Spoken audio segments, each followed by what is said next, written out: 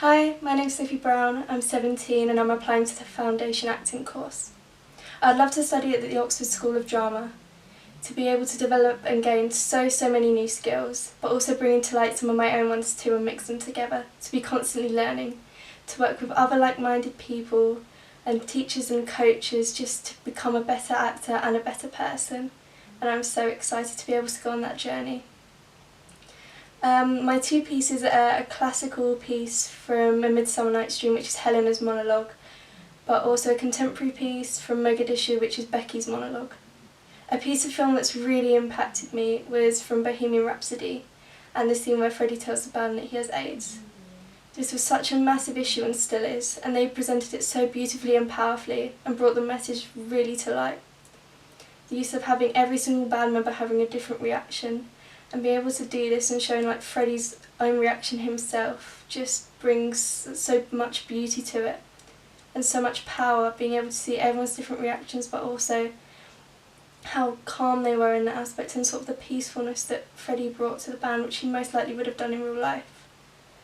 It shows a different side to the character which Rami Malek was playing, and I feel like that brings so much more light to him as well. And it was just so powerful, and I remember watching it for the first time and absolutely crying because this was such a personal thing that affected so many people, and they were able to bring it to light in such a major way. And even though it was such a small scene, I think it stood out in the film massively, and it's something that every time I watch I do feel emotionally impacted, and I think they just did it so well and it was so beautiful. How happy somewhat of his son can be. In Athens iron falls as fair as she. But what of that? Demetrius thinks not so. He will not know but all what he do know. And as he errs, doting on Hermia's eyes, so I, admiring his qualities, things base and vile holding no quantity, love can transpose to form and dignity. Love looks not with the eyes, but with the mind, and therefore is winged Cupid painted blind, nor have love's mind any judgment taste. Wings and no eyes figure unheedy haste, and therefore is love said to be a child, because in choice he is so oft beguiled. As waggish boys engage themselves forswear, so the boy love is perjured everywhere. For ere Demetrius, looking on Hermia's eyes, as he hailed down oaths that he was only mine.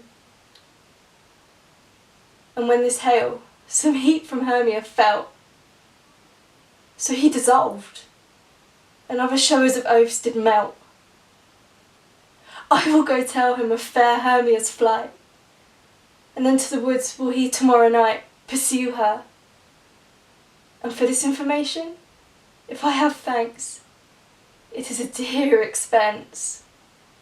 But herein mean I enrich my pain, to have his sight thither and back again.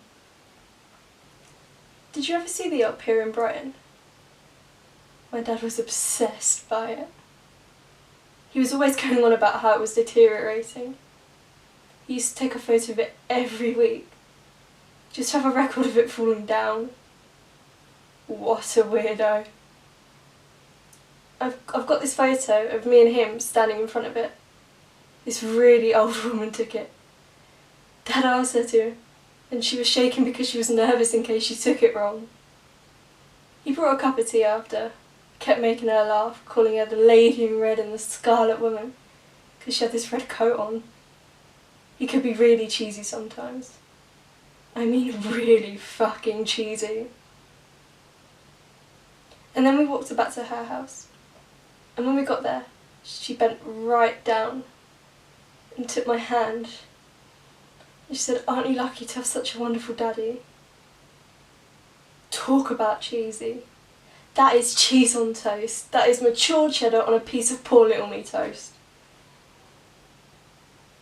If I close my eyes, I can see her so clearly.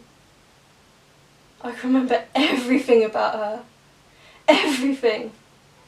But when I think of Dad, I can't see him.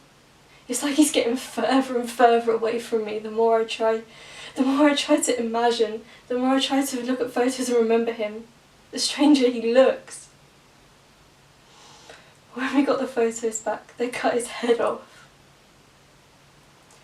In the photo I'm holding hands with a headless man.